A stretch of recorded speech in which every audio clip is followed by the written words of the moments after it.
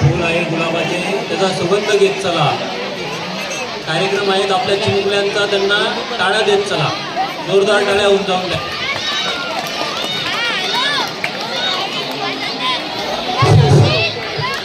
महेश जोशी यांच्याकडून या गाण्याला ललाटी भंडार या गीतासाठी 300 रुपये मिळाले. खूप खूप धन्यवाद सर.